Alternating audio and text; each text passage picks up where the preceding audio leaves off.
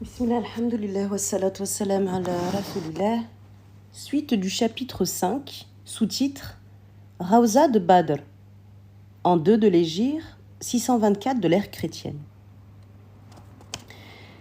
Une caravane d'une importance exceptionnelle, composée de 1000 chameaux, avait été expédiée par les Mécois en Syrie pour en rapporter les marchandises les plus précieuses et les plus recherchées. L'occasion guettée par le prophète alayhi salatu wassalam était arrivée. S'il parvenait à s'emparer de cette caravane, il portait un coup ruineux à ceux qui l'avaient exilé, et cela, espérait-il, sans massacre inutile. L'escorte du convoi, se composant d'une quarantaine d'hommes, tout au plus, ne pourrait s'opposer à de sérieuses résistances, et serait obligé de se rendre sans combat. Mais il arriva trop tard. La caravane était passée. Il résolut de la surprendre au retour. Un des partisans, laissé par lui pour surveiller les routes, vint enfin le prévenir que la caravane était annoncée et passera bientôt à hauteur de Médine, poursuivant sa route habituelle entre la montagne et la mer. Le prophète alayhi salatu wassalam, fit aussitôt appel à tous les croyants sans distinction d'origine, et ceux-ci accoururent au nombre de plus de 300. Désireux d'infliger aux idolâtres un châtiment exemplaire. 73 muhajirines, donc des émigrants, étaient venus se ranger à ses côtés, et pour la première fois, les Ansar, au nombre de 240, s'étaient joints pour le combat à leurs frères en islam. 70 chameaux avaient été réunis pour le transport de l'eau et des vivres, et aussi pour le repos des piétons qui les monteraient à tour de rôle. Par contre, l'expédition n'était guère riche en cavalerie, elle ne disposait que de 4 chevaux, lesquels étaient conduits à la main, ne devant être utilisés qu'au moment propice de la bataille. L'étendard blanc fut confié aux mains de Moussab ibn Umayr et le drapeau des Ansar à celle de Saad ibn Mu'ad. L'organisation de gens aussi nombreux ne pouvait malheureusement demeurer secrète. Les hypocrites et les fils d'Israël, observant toutes les démarches de Mohammed alayhi salatu wassalam, eurent vent de ses préparatifs et de leur destination. Et ils expédièrent des messagers à Abu Sufyan, donc le chef de la caravane, afin de l'informer du danger qui le menaçait. Celui-ci dépêcha à la Mecque un arabe de la tribu des Rifar du nom de Damdam, pour réclamer un secours, lui promettant une riche récompense si, grâce à sa diligence, il parvenait à sauver son convoi. Les habitants de la Mecque avaient tous, plus ou moins, contribué de leur denier à l'organisation de la grande caravane, et escomptant son prochain retour, ils se réjouissaient déjà des fructueux bénéfices qu'elle allait leur apporter. À toute heure, par groupe, ils se rendaient aux portes de la ville et y fouillaient. Il fouillait des yeux les profondeurs de la vallée que suit la route de la Syrie, dans l'espoir d'y apercevoir quelques messagers. Et un jour, enfin, un homme, balancé à l'amble rapide de son chameau de course, apparut à l'extrémité du ravin, se dirigeant de leur côté. Lorsqu'il fut assez proche pour que l'on pût distinguer son aspect et celui de sa monture, quelle fut la stupeur des Mécois. En signe de désespoir, cet homme, qui n'est autre que Damdam, avait lacéré ses vêtements, tourné sa selle au rebours, fendu les narines et coupé les oreilles de son chameau. Dès qu'il fut à portée de la voix, défaillant de fatigue, haletant, il cria « Malheur à vous, ô Qurayshites, votre caravane !» Angoissés, les Qurayshites l'entourèrent, le pressèrent de questions, et lorsqu'il eut repris son souffle, il leur dépeignit la périlleuse situation de leur caravane. Ce fut chez eux une explosion de fureur. Ainsi, à l'instant même où ils se voyaient sur le point de réaliser leur plus brillant espoir, voilà que ce Mohammed alayhi salatu wassalam, dont ils se croyaient définitivement débarrassés, menaçait de les ruiner. Un conseil extraordinaire, réuni à la hâte, décida qu'il n'y avait pas une minute à perdre. Pour prévenir un pareil malheur, tous, grands et petits, étaient prêts à payer de leurs biens et de leurs personnes. Une armée fut immédiatement levée, se composant de 950 hommes et disposant de 100 chevaux et de 700 chameaux. Les troupes idolâtres sortirent de la ville au milieu de saluts frénétiques. Des théories de jeunes chanteuses, éblouissantes comme autant de soleils, le visage rayonnant, les yeux étincelants, leurs vêtements diaprés et resplendissants d'or et de pierreries, les précédaient, soit en proférant contre les musulmans les plus amers satires, soit en déclamant des poèmes héroïques rythmés au son des tambourins qui faisaient bondir d'ardeur les cœurs de leurs amants. Mieux encore, Iblis, donc Satan, dissimulé dans les replis de leur âme, suggérait aux infidèles des rêves de triomphe et de vengeance, quitte à les abandonner, honteusement, dans le cas où Dieu manifesterait sa puissance en faveur de leur adversaire. Tout comme il a été cité dans le Coran où Allah Azawajal dit dans la sourate 8, verset 48. Le démon leur avait déjà embelli leurs actions et leur avait dit « Aujourd'hui vous êtes invincibles car je suis votre auxiliaire ». Des préparatifs de ses ennemis, le prophète alayhi salatu wassalam n'avait encore aucun soupçon. Après avoir puisé de l'eau à Rawha, il fit halte auprès de la bourgade d'As-Safra, envoya au renseignement 2 éclaireurs. Donc les 2 éclaireurs qui étaient Basbas et Adi et campa dans la vallée de Zafiran. Le lendemain, dès la première heure, il repartit et s'arrêta à quelques milles des puits de Badr. Les 2 éclaireurs, se doutant que la caravane se dirigeait vers cet important point d'eau, s'y étaient rendus en pressant hâtivement leur monture. Ils y trouvèrent 2 femmes bédouines qui se disputaient à haut cri, tout en remplissant leur outre.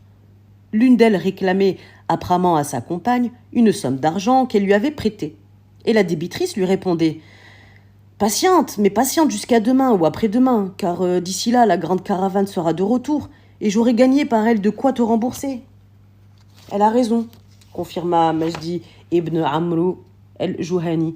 Elle a raison, qui se trouvait également au puits. C'est bien pour demain ou après-demain que la caravane nous est annoncée, n'est-ce pas ?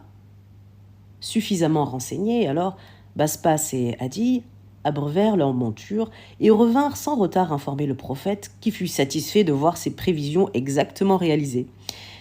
Quelques instants plus tard, cependant, il fut rejoint par un des partisans qui l'entretenait à la Mecque. Celui-ci apportait la plus inquiétante des nouvelles. L'expédition des idolâtres arrivait à marche forcée au secours d'Abu Sufyan. Mohammed en fut au plus haut point préoccupé. L'ardeur des musulmans, partis en campagne contre une caravane défendue par une faible escorte, n'allait-elle pas être ébranlée lorsqu'ils verraient devant eux les forces tellement supérieures aux leurs ? Mais il ne voulait pas. Il ne voulait pas leur dissimuler la gravité de la situation, pour pas les inquiéter. Il réunit les chefs principaux, il leur exposa ce qu'il avait appris et leur demanda de quel côté il leur semblait préférable de porter leurs efforts. Il y eut un moment d'indécision. L'appât du butin avait, il faut l'avouer, ajouté son charme au désir du châtiment infligé aux idolâtres, et mis en demeure de se prononcer, certains d'entre eux objectèrent. « Est-ce donc à une tuerie que tu veux nous conduire ?» Cette attitude leur fut sévèrement reprochée. Tout comme Allah Azawajal le cite, comme il est cité dans le Coran, dans la sourate 8, verset 7, où il dit « Quand Dieu vous a promis de vous livrer une de ses troupes, vous avez choisi celle qui n'avait pas de pointe, c'est-à-dire pas de lance. » Alors se leva El-Miqtad pour protester avec force. « Ô prophète, mais va sans hésiter vers ce qui t'est ordonné. Par Dieu, nous te dirons pas comme les enfants d'Israël à Moïse, va au combat avec ton Seigneur, quant à nous, nous t'attendrons ici. Nous te dirons plutôt au contraire, va au combat avec ton Seigneur et tu nous trouveras toujours et partout à tes côtés, tout le temps. » Le prophète alayhi salatu wassalam appela sur la tête de son courageux disciple la bénédiction divine, puis il reprit « Réfléchissez aux gens du peuple. » Il s'adressa ainsi aux Ansar, qui pouvaient ne pas se croire engagés par le serment d'Al-Aqaba à autre chose qu'à le protéger tant qu'il se trouverait dans leur cité. Mais Saad ibn Muad se dressa, affligé de sentir que le dévouement des Ansar put être un instant suspecté. « En toi, nous avons une confiance sans limite, et nous t'avons donné notre parole. va vers ce qui t'est ordonné. Et je le jure par celui qui t'a envoyé pour le triomphe de la vérité. Si tu nous invitais à nous enfoncer dans les flots de la mer, nous nous précipiterons avec toi. » Cette déclaration délivra le prophète alayhi salatu wassalam de l'inquiétude qui l'obsédait et qui l'avait empêché d'avoir recours au Ansar pour ses précédentes expéditions. Sa figure resplendit d'une émotion reconnaissante et inspirée, et les yeux fixés sur une vision qu'il était seul à percevoir. « Réjouissez-vous, ô gens du peuple !» leur cria-t-il. « Je vois les combattants aux prises et les troupes des ennemis en déroute. » Tous comprenant que la bataille était proche, s'y préparèrent avec une admirable confiance. Et quant à Abu Sufyan, depuis qu'il avait été prévenu de la sortie des musulmans, il s'était constamment tenu sur ses gardes. Il avait accéléré l'allure de la caravane et prenant lui-même les devants, il était arrivé à Badr, presque aussitôt après le passage des éclaireurs du prophète. Auprès du puits se trouvait encore Mejdi, qu'il questionna.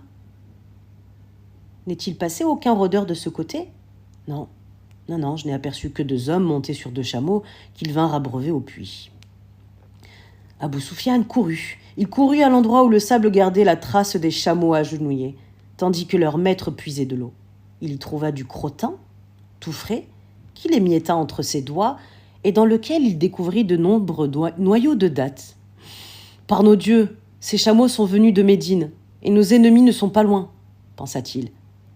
Sachant que dans les environs, seuls les chameaux de Médine étaient nourris au moyen de noyaux de dattes détrempés.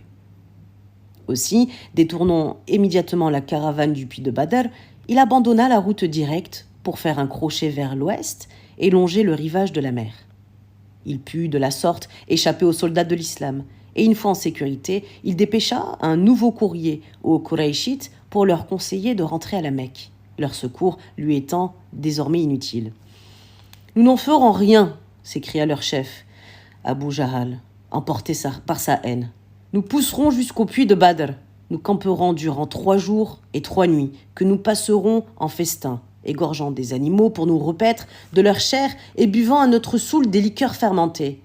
La nouvelle de notre expédition, en ce lieu qui réunit chaque année, pendant une foire de 8 jours, tous les Arabes de la contrée, aura un immense retentissement et inspirera la crainte salutaire de notre puissance. » Gonflés d'orgueil par ce discours si flatteur pour leur amour-propre, alléchés par la perspective des festins et des libations, les idolâtres approuvèrent tous leurs chefs et continuèrent leur route vers Badr.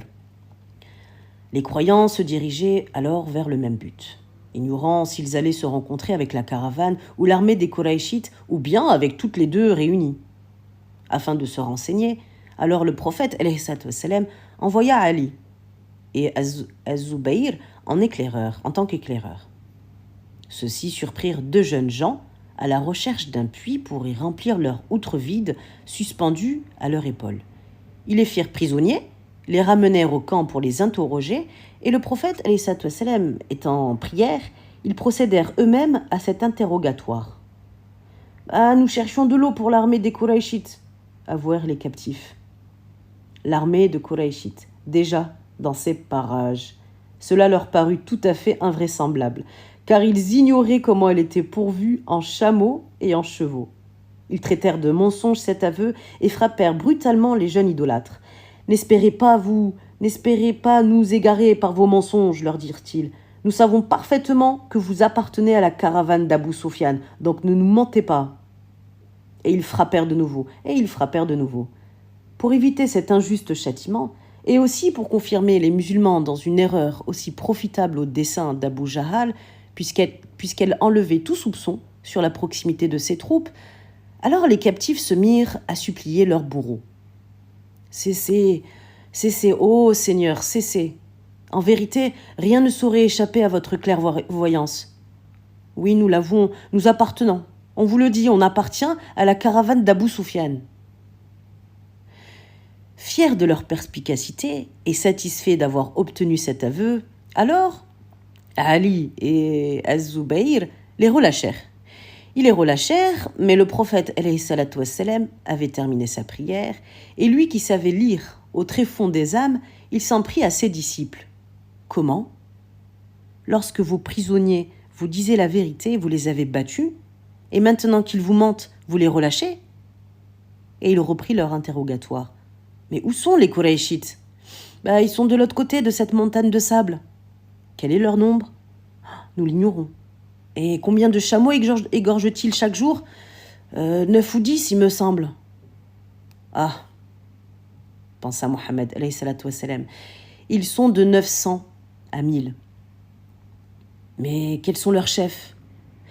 Les prisonniers citèrent les noms les plus illustres de la cité. Et le prophète, alayhi salatu wassalam, hoquant tristement la tête et s'adressa à ses compagnons, leur dit « Certes, la Mecque a envoyé contre nous les meilleurs de son foie, c'est-à-dire ses enfants les plus aimés. Cependant, le sort en était jeté, parti pour surprendre une caravane protégée par une faible escorte.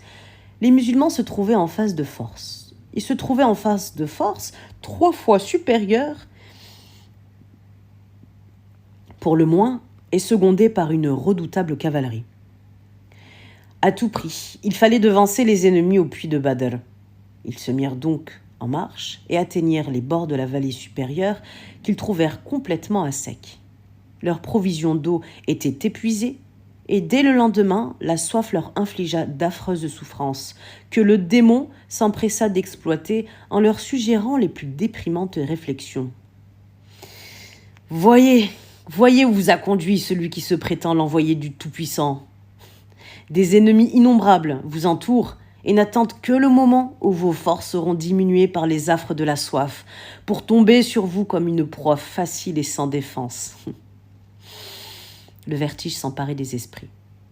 Heureusement, l'entraînement à la soif, subi dans le jeûne de Ramadan, empêcha les croyants de défaillir, et au moment où la chaleur, concentrée par les falaises de la vallée, allait rendre leur situation intolérable, des amoncellements de nuages couronnèrent les cimes escarpées.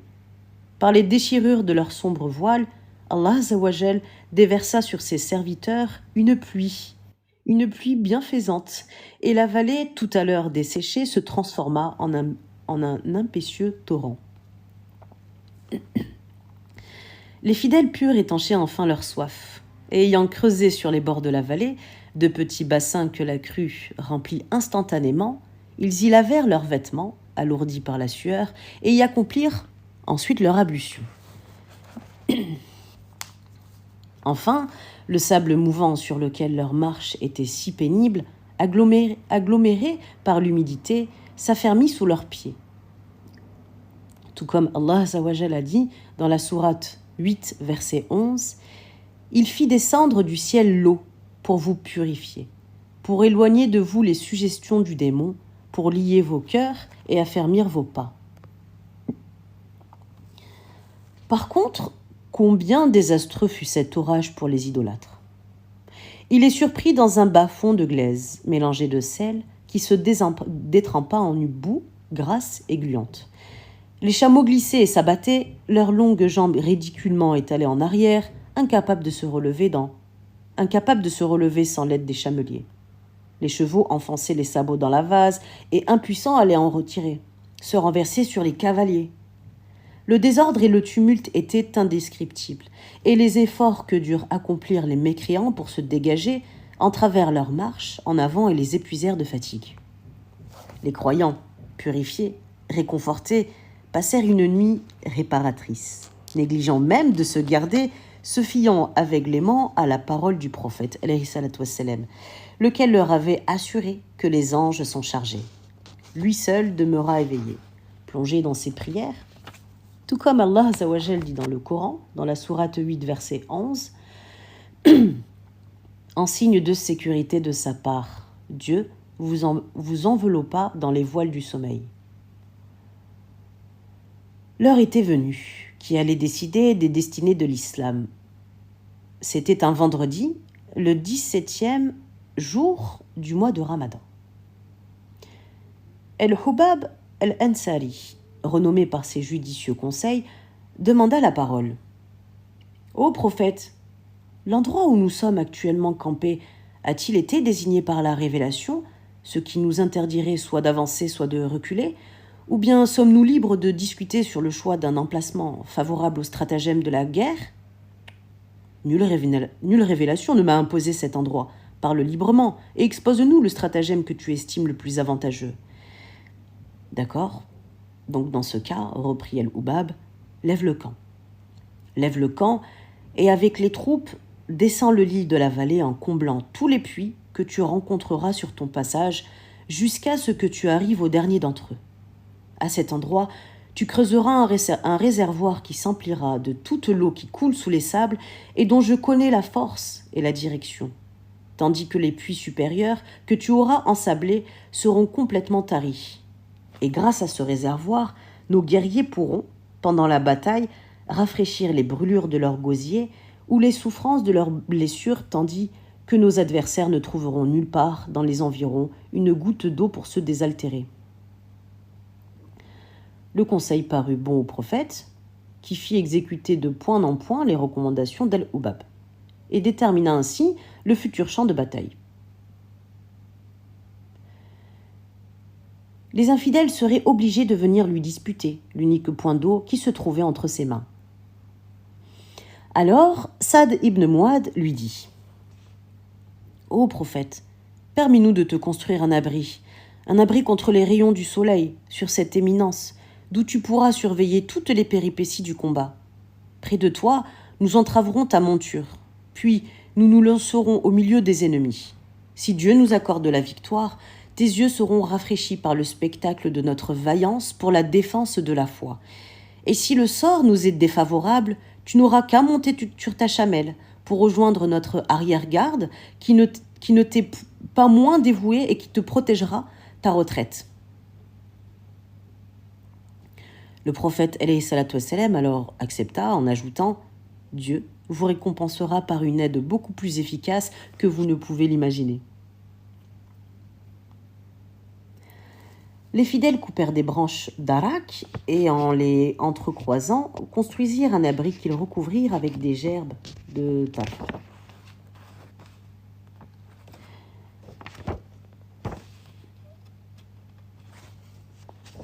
Mohammed s'y retira en compagnie d'Abou Bakr, et lorsque parurent les premiers groupes des cavaliers ennemis, caracolant avec défi devant ses regards,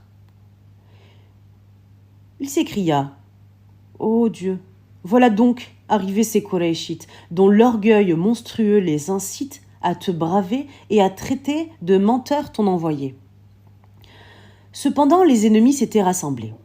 Après leur effort de la veille pour se dégager des boues saumâtres de la Sebra, ils s'étaient réveillés la gorge brûlante. L'orage trop rapide n'ayant rempli aucun des ruisseaux Radir et les puits de la vallée ayant été comblés, nulle part ils n'avaient pu trouver d'eau pour calmer la soif qui commençait à les torturer. Aussi, la vue de la nappe liquide qui s'était amassée dans le réservoir creusé par les croyants et qui renvoyait les rayons du soleil en les éblouissant, exaspéra-t-elle leur instinct de vengeance. Pour commencer, quelques-uns de leurs cavaliers, comptant sur la vitesse de leurs chevaux, se lancèrent à corps perdu dans l'espoir d'y parvenir. Le prophète alayhi salatu wassalam, ordonna à ses archers de les laisser approcher, puis lorsqu'ils furent à bonne portée de les cribler de flèches, à l'exception d'un seul, nommé Hakim, tous roulèrent sur sol, mortellement atteints.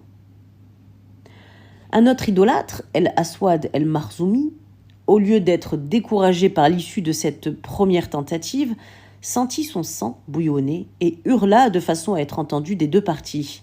« Par nos dieux, par Allat et El-Ouza, je jure d'aller me désaltérer au bassin du peuple de Mohammed, puis de le démolir. La mort seule pourrait m'en empêcher. » Et il s'avança, plein d'arrogance. Alors, Hamza, l'oncle du prophète, se porta à sa rencontre et d'un coup de son cimeterre lui fit voler une jambe. El-Aswad culbuta à la renverse, puis se retournant et bondissant sur ses deux mains et sur son pied valide avec une surprenante agilité, il se précipita vers le bassin pour accomplir son serment. Mais Hamza, l'ayant rejoint, l'acheva au moment où il venait d'y parvenir. 3 champions sortirent alors des rangs des infidèles pour provoquer les croyants à des combats singuliers. Donc les 3 champions sont Hamza, Ali et Ubaïda, qui leur furent opposés par le prophète alayhi salatu wassalam. Le robuste Hamza et l'impétueux Ali eurent vite fait de se débarrasser de leur adversaire qu'ils étendirent, sanglants et inanimés, sur la terre. Mais dès le premier engagement, Ubaïda et Utba s'entreblessèrent aussi gravement l'un que l'autre. Ubaïda, la jambe entaillée, si profondément que la moelle de l'os s'écoulée, avait été renversée et se trouvait à la merci de son ennemi. Lorsque Ali et Hamza accoururent à son secours et le délivrèrent en achevant Utba. Puis ils transportèrent le blessé et l'étendirent auprès du prophète, alayhi salatu wassalam, qui, affectueusement, lui soutint la tête en l'appuyant sur son genou et le consola par la bonne nouvelle de la récompense qui l'attendait au paradis. Ubaïda ne tarda pas à rendre l'âme, et fut ainsi le premier des martyrs frappés dans le combat pour la cause de Dieu. Après ces combats singuliers qui avaient fait courir un frisson belliqueux au cœur de tous les assistants, le choc entre les deux masses ennemies ne pouvait plus être retardé. Le prophète alayhi salatu wassalam avait aligné ses guerriers, épaule contre épaule, en rang serré, tels les blocs de pierre d'un mur cimenté, et s'efforçait de contenir les impatients qui, devançant leurs frères, auraient couru à un massacre aussi certain qu'inutile. Un de ces derniers, Sawad ibn Khazia, avait dépassé le rang à lui assigné. Afin de l'y repousser, alors Mohammed alayhi salatu wassalam le frappa sur le ventre, avec le bois d'une flèche qu'il tenait à la main. « Mais tu m'as fait mal, ô prophète !» lui cria Sawad. Or, envoyé par Dieu pour le triomphe du droit et de la justice, tu me dois une réparation sur ta propre personne. D'accord, prends-la. Tu es vêtu, tandis que ma chair était nue. Et le prophète, alayhi salatu wassalam, découvrit sa chair en disant « Rends-moi l'appareil, ô Sawad ». Fort de cette autorisation, Sawad se jeta sur Mohammed, alayhi salatu wassalam, l'entoura de ses bras et posa ses lèvres sur son corps. « Mais quelle est la raison de ton acte ?» lui demanda le prophète. « Ô envoyé de Dieu, la mort est devant moi, et j'ai voulu que dans mon dernier adieu, ma chair touchât ta chair. » Ému de ce farouche dévouement, Mohammed alayhi salatu wassalam appela sur Sawad la bénédiction du Très-Haut. Puis, après avoir recommandé à ses troupes alignées d'attendre les ennemis de pied ferme et de ne dégainer que lorsqu'il l'ordonnerait, il retourna, en compagnie d'Abou Bakr, dans l'abri à l'entrée duquel Saad ibn Mu'adh se posta, sabre au clair, et il se mit à prier. « Ô Allah Azawajal, souviens-toi de ta promesse. Si en ce jour tu laisses exterminer cette armée de soldats de la foi, il ne te restera plus d'adorateurs sur la terre. » Alors, inquiet de l'énorme disproportion qu'il avait constatée entre les troupes en présence, Mohammed alayhi salatu wassalam renouvelait ses prosternations suppliantes.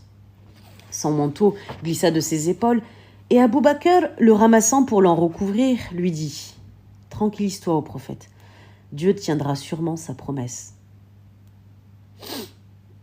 Mais dans l'excès de la fatigue et des préoccupations, le prophète alayhi salatu wassalam défaillit, et ses yeux se fermèrent un instant pour se rouvrir aussitôt, tandis qu'un sourire illuminait son visage. « Bonne nouvelle, ô Abou Bakr !» s'écria-t-il. « L'ange Gabriel vole à notre secours.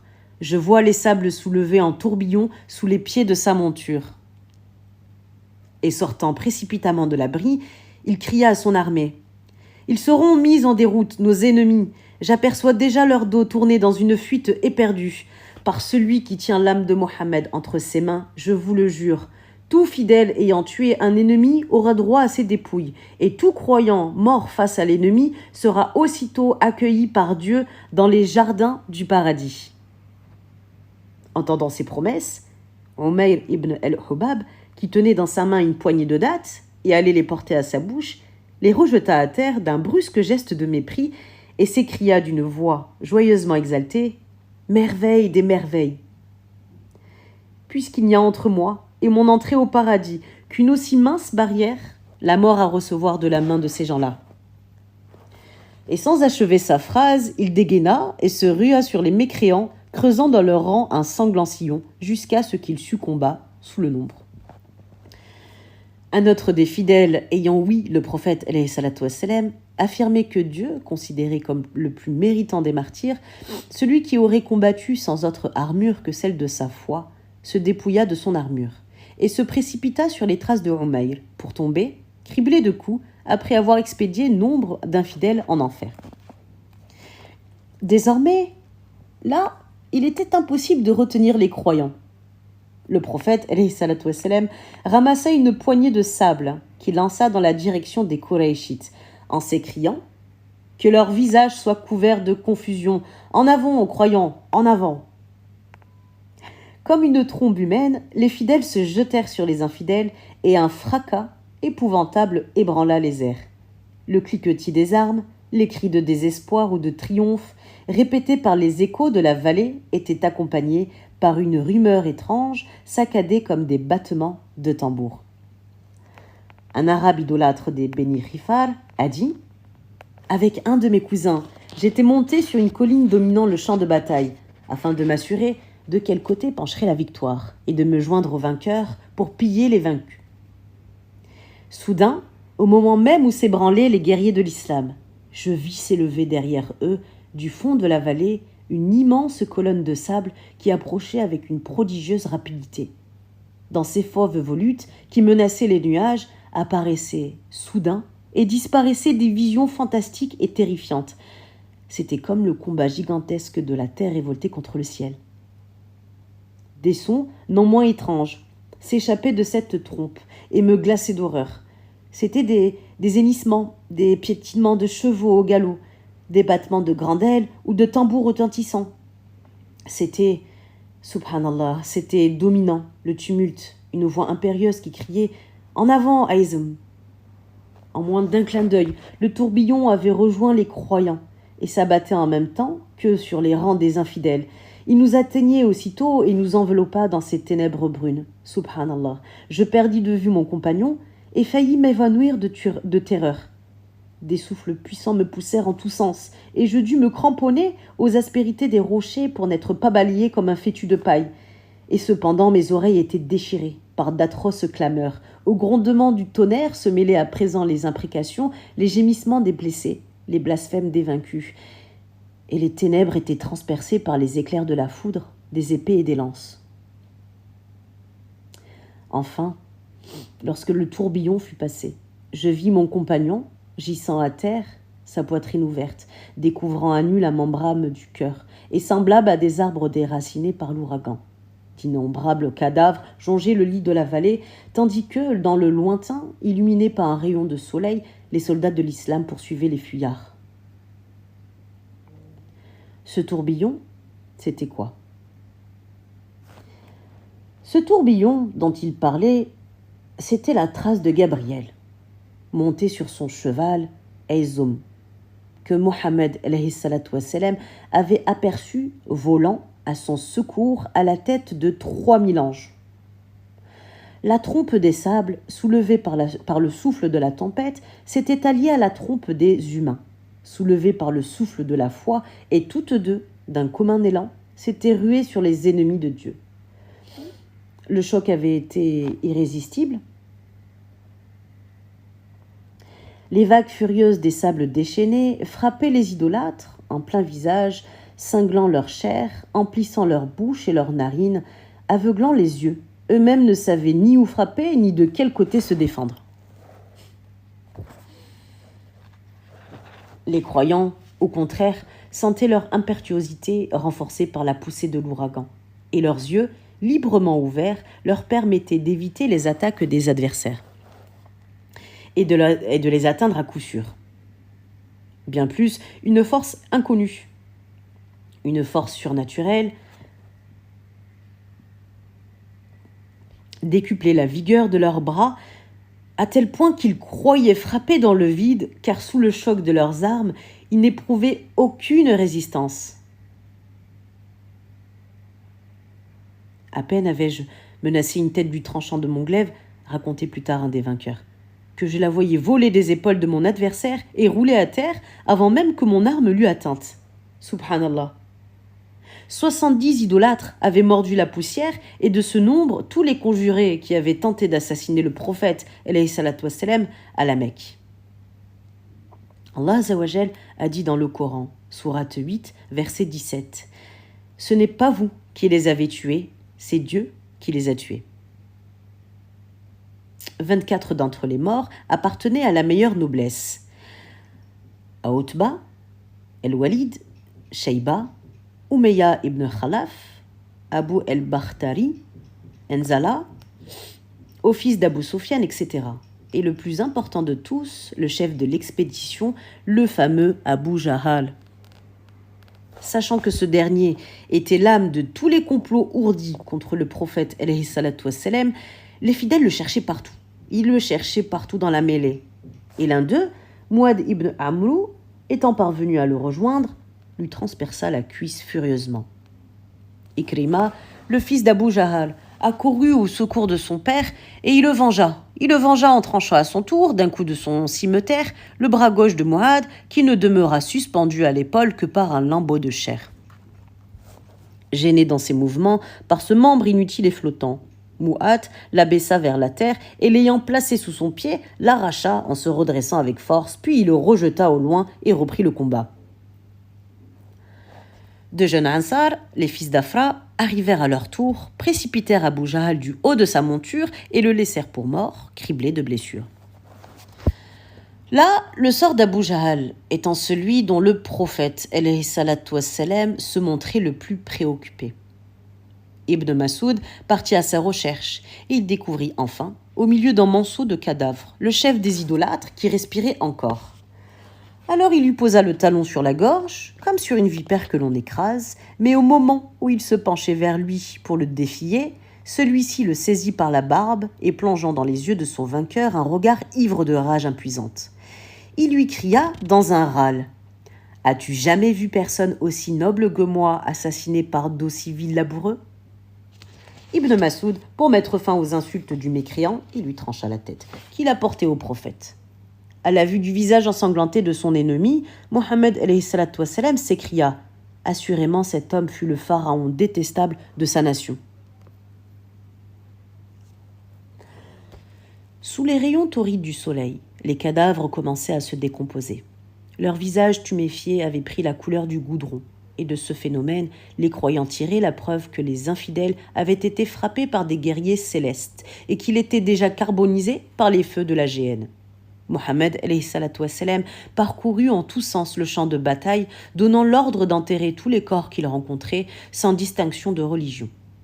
Hudayfa, un des premiers adeptes de l'islam, qui l'accompagnait, se trouva subitement en présence du cadavre de Utba ibn Rabi'a, son père. Aussitôt les traits de son visage se convulsèrent et se couvrirent d'une mortelle pâleur. « La mort de ton père aurait-elle ébranlé ton âme ?» lui demanda le prophète alayhi salatu wassalam. « Non, non par Dieu. Mais je savais mon père doué d'intelligence, de bonté et de générosité. J'espérais qu'il viendrait à la voie du salut. Sa mort m'a enlevé cet espoir et de là ma douleur. » Le prophète, alayhi salatu wassalam, impressionné par la réponse de ce stoïque musulman, appela sur sa tête les bénédictions du Seigneur. Puis, il se fit amener sa chamelle, sur laquelle il monta pour se rendre à un puits desséché, où il avait donné l'ordre d'ensevelir 24 de ses ennemis les plus fameux. Devant l'orifice du puits, il arrêta sa monture et se mit à interpeller les morts par leur nom. « Ô un tel, fils d'un tel, fils d'un tel, ne préféreriez-vous pas aujourd'hui avoir obéi à Dieu et à son envoyé ? Assurément, nous avons trouvé ce que nous avait promis notre Seigneur, mais vous, avez-vous trouvé ce que vous avez promis vos divinités ? Ô apôtre, lui dit Oubra, parles-tu à des corps sans âme ? Par celui qui tient entre ses âmes l'âme de Mohammed. Alayhi salatu wassalam, répondit-il, vous entendez moins bien mes paroles qu'ils ne les entendent eux-mêmes.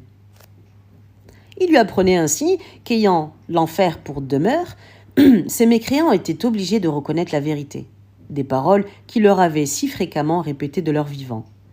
C'est ainsi qu'un hadith de Aïcha, radiallahu anha, explique cette scène car il est dit dans le Coran, dans la sourate 30, verset 52, « Assurément, tu ne peux faire entendre les morts. »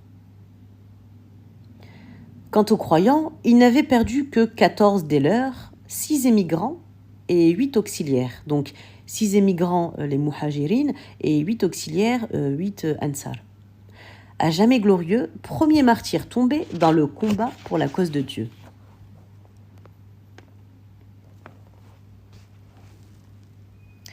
Sous-titre « Séjour à Badr et retour à Médine ». Le prophète, alayhi salatu wassalam, demeura 3 jours en ces lieux pour enterrer les morts et pour assembler le butin, dont il confia la garde à un membre de la famille des Najjar.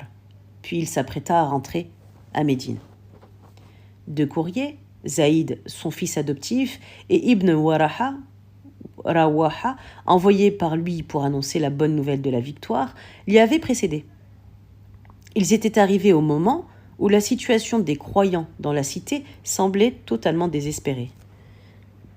Les fossoyeurs s'essuyaient encore les mains de la terre avec laquelle ils venaient de recouvrir la tombe de Ruqayya, la fille donc de Mohammed alayhi salatu wassalam, et Ruqayya, l'épouse de Uthman, victime d'une cruelle maladie.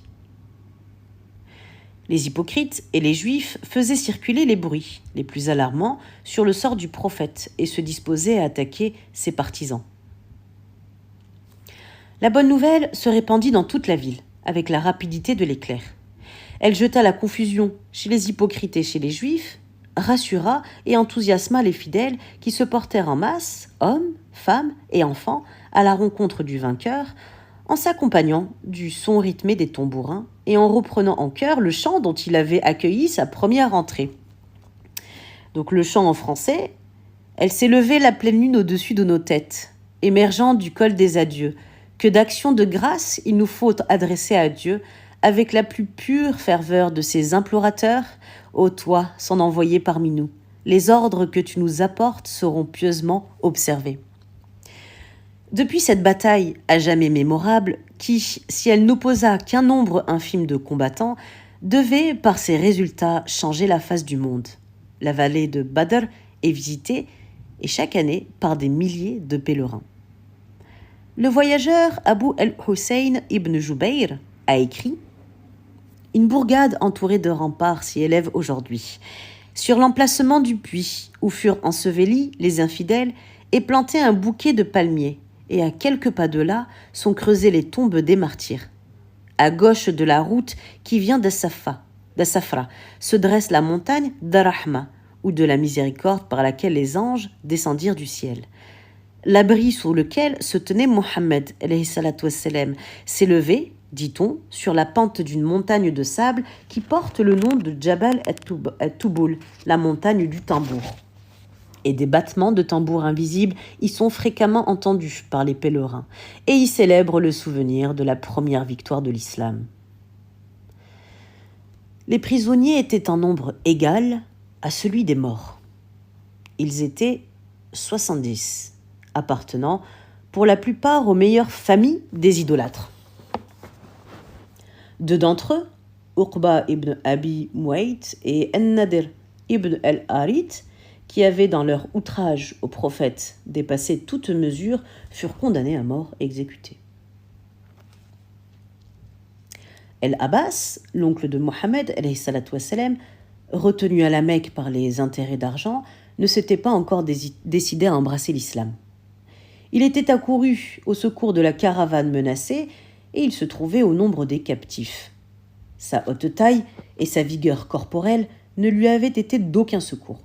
Il avait été capturé par le plus chétif des Ansar et ne pouvait revenir de son étonnement.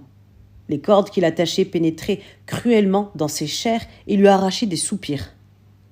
Infidèle, se rappelant les bons procédés du captif et sa parenté avec le prophète, il vint charitablement desserrer ses liens.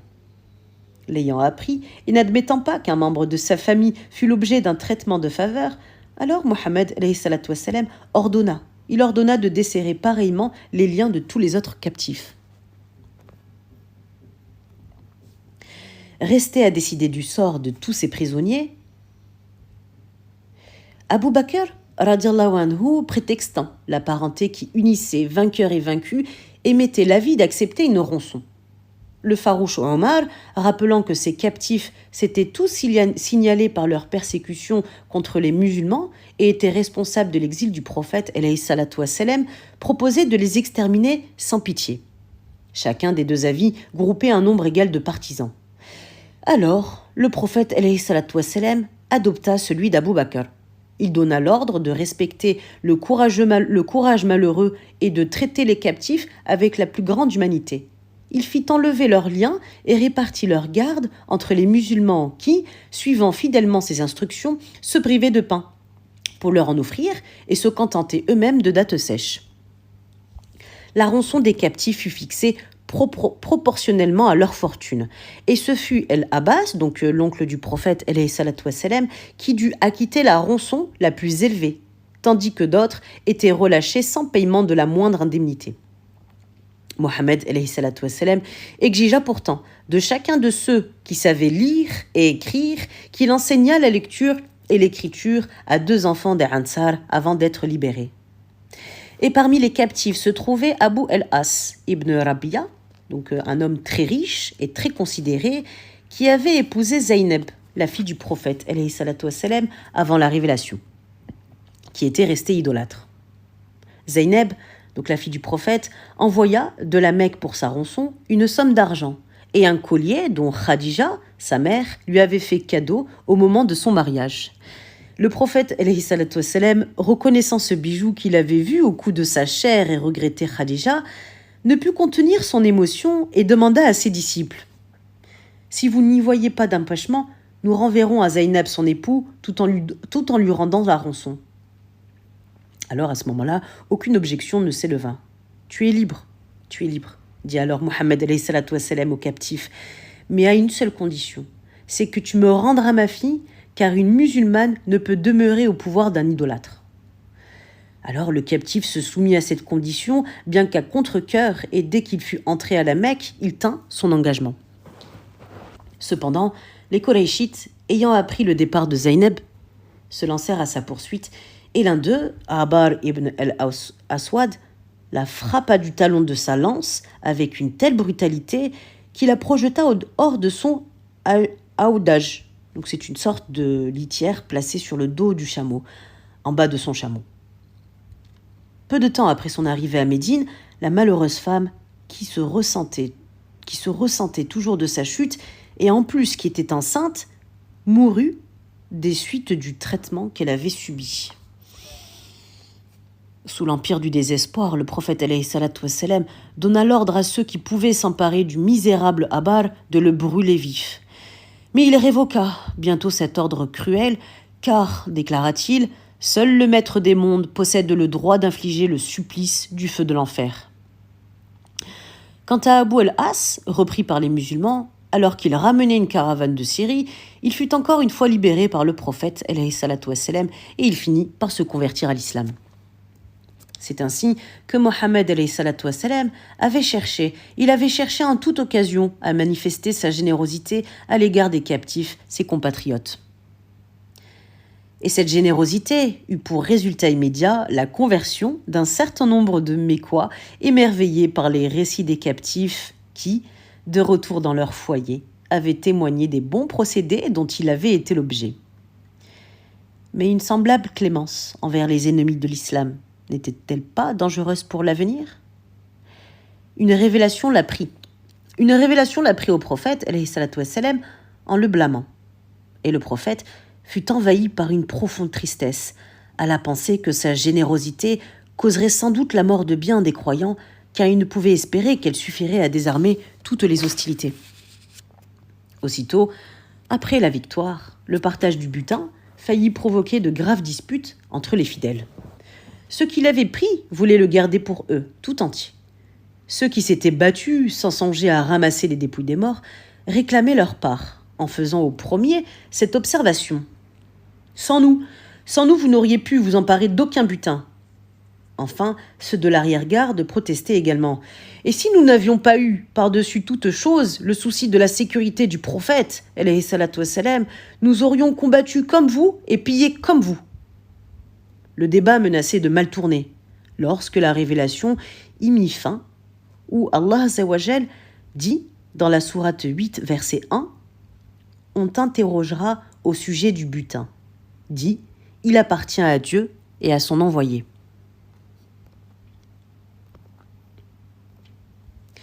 De retour à Médine, Mohammed le partagea avec la plus grande équité et décida que non seulement les soldats de l'arrière-garde en recevraient leur part, mais aussi quelques fidèles restés dans la ville pour servir la cause de l'islam pendant l'absence de son chef. Mohammed réussit ainsi à contenter tout le monde. Pour lui-même, il ne réserva qu'une part égale à celle des simples soldats.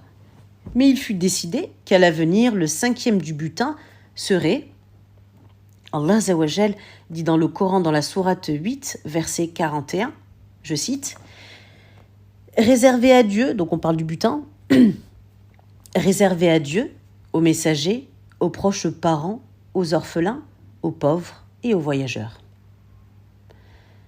Les Mécois célébraient avec allégresse le retour de la grande caravane qui leur avait causé de si vives appréhensions lorsqu'ils virent arriver les débris de l'armée en déroute. Tout d'abord, ils se refusèrent à n'admettre un pareil désastre, tant ils étaient confiants dans la supériorité du nombre et de l'armement de leurs soldats. Et ils traitèrent les fuyards comme des lâches qui auraient déserté avant le combat. Mais lorsque le doute ne fut plus permis, quelle profonde consternation s'empara de ces ennemis de Dieu. Quelle ne fut pas la rage d'Abu Lahab, le véritable organisateur de l'expédition. Devant ce dernier, un des fuyards narrait les prodiges dont il avait été le témoin et qui, à son sens, excusait la défaite. Assurément, les musulmans ont reçu un secours surnaturel qui leur permit de faire de nous ce qu'ils voulaient. Je l'ai vu de mes propres yeux, à travers les tourbillons de la tempête, des guerriers d'une vigueur surhumaine, vêtus de tuniques blanches et montés sur des chevaux d'un gris pommelé, combattant dans les rangs de nos ennemis. « Par Dieu, c'était assurément des anges !» s'écria un des auditeurs. Abu Rafi, « C'était assurément des anges !» Abu Lahab, furieux de l'effet de terreur produit par ce récit et par le commentaire qu'il avait suivi, il se jeta sur Abu Rafi, le taressa et le roua de coups avec la plus odieuse sauvagerie. La femme d'Al-Abbas, révoltée par ce spectacle, cria à Abu Lahab « Mais n'as-tu pas honte ? N'as-tu pas honte de profiter de l'absence du maître pour frapper le serviteur ?» Et saisissant à son tour un épieu, elle lui emporta à la figure un coup qui l'ensanglanta. Le châtiment était tellement mérité qu'aucune protestation ne s'éleva et Abu Lahab, humilié devant tout, courut cacher sa honte et sa colère au fond de sa demeure. Déjà souffrant, il ne put résister à l'exaspération qu'il venait de ressentir. Son sang tourna, tout son corps se couvrit de pustules rougeâtres, et en moins de 7 jours, il fut emporté par la maladie. Quant à Abu Sofyan et à sa femme Hind, désespérés par la mort de leur fils Enzala et par l'opprobre de la défaite, ils se distinguèrent parmi les plus assoiffés de vengeance. Abu Sofyan, usant de son autorité, interdit toutes les manifestations de la douleur. « Ne pleurez pas les morts !» proclama-t-il. « Ne les pleurez pas, ne vous livrez pas aux lamentations habituelles, et que les prophètes et que les poètes se gardent de composer des élégies funèbres. Évitez, ô Mécois, évitez de provoquer, par le spectacle de votre tristesse, la joie de nos ennemis. N'ayez qu'un seul souci, celui de la vengeance. » Et il fit serment de s'abstenir de sa femme et de ses parfums jusqu'au jour où une revanche éclatante aurait rafraîchi son cœur. L'effet de la victoire du prophète s'étendit chez toutes les tribus de l'Arabie. La nouvelle franchit les mers, et le prophète, ayant envoyé un émissaire au roi Négus d'Abyssinie pour lui emporter l'annonce et pour informer les croyants réfugiés à la cour de ce monarque qu'ils trouveraient, là-bas, un asile sûr à ses côtés dans les murs de Médine. Chapitre 6, sous-titre « Le mariage de Ali ». Ali par son admirable dévouement, son courage indomptable et l'absolue pureté de ses mœurs, était devenu un des héros les plus populaires de l'islam. Mais son extrême pauvreté le mettait dans l'obligation de louer le service de ses bras à un ansar, propriétaire de jardin. Les heures qu'il ne consacrait pas à la prière, il est passé à irriguer des dattiers. Cette humble situation, si peu en rapport avec ses exploits, méritait d'être relevée aux yeux de la foule. Abou Bakr et Othman, l'ayant trouvé un jour occupé à tirer de l'eau dans un puits, l'interrompirent dans sa besogne et lui rappelèrent le désir qu'il avait parfois manifesté d'épouser Fatima, la fille du prophète, alayhi salatu wassalam, en ajoutant que, plus que tout autre, il était digne de cet honneur. Ali se fâcha. « Mais vous savez combien je suis pauvre, leur dit-il. Vous savez combien je suis pauvre, et il est cruel à vous de me rappeler un rêve irréalisable. » Mais ils insistèrent tellement, l'assurant de leurs aides, que Ali surmonta sa timidité et se rendit à la demeure de Mohammed, alayhi salatu wassalam, muni de son épée, de son armure et de ses sandales qui composaient tout son avoir. Il frappa à la porte. Le prophète, alayhi salatu wassalam, l'accueillit par ces paroles. « Voilà celui qui m'est le plus cher d'entre vous. » Et comme Ali restait la tête baissée devant lui, le prophète, alayhi salatu wassalam, lui dit « Parle !» Ô prophète, se décida alors Ali de répondre. « Ô prophète, tu m'as élevé comme un orphelin, avec toute la tendresse d'un père. Aujourd'hui, je suis arrivé à l'âge où l'homme doit se créer un intérieur, et c'est encore à toi que j'ai recours. Je viens aujourd'hui te demander Fatima. Je viens te demander la main de ta fille comme épouse. » Et le prophète lui répond « Et quelle dot apportes-tu » ? « Ô prophète, tu connais ma pauvreté. Je t'apporte tout ce que je possède, mon armée, mon armure et mes sandales. » Et le prophète alayhi salatu wassalam, lui répond « Ton épée appartient à la religion. Je ne puis l'accepter. Mais ton bras est assez vigoureux pour défendre ta poitrine, mieux que ne la défendrait ton armure. Vends ton armure et apporte-moi en le prix comme dot de ma fille. » Ali, au comble de ses vœux, se mit à la recherche d'un acheteur pour son armure. Othman lui en offrit un bon prix et la lui rendit aussitôt en le priant de l'accepter comme cadeau de noces. Le mariage fut conclu par ces mots de Mohammed alayhi salatu wassalam à Ali. « Certes, Dieu t'avait donné ma fille dans le ciel avant que je ne te l'ai donnée sur cette terre. » Un grand nombre de fidèles, rassemblés par Bilal, assistèrent à la khutba, donc le sermon de leur chef, qui tenait à les informer du don qu'il faisait de sa fille à Ali. Bilal fut chargé des modestes achats nécessités par le mariage. La moitié de la dot fut consacrée à l'acquisition des objets indispensables au ménage. Un matelas et un coussin en fibre de palmier, une outre et quelques plats en terre cuite, et l'autre moitié à celle de beurre, de dattes et de farine destinée au sobre repas des fiançailles. Lorsque, suivant l'usage, un groupe de femmes vint chercher l'épousée, donc Fatima, pour l'introduire dans la chambre de l'époux, le prophète, alayhi salatu wassalam, en souvenir de celle à laquelle aurait dû incomber ce soin, c'est-à-dire de Khadija, son épouse, radiallahu anha, la mère de Fatima, fut saisi d'une profonde tristesse, et des larmes abondantes ruissellèrent sur ses joues.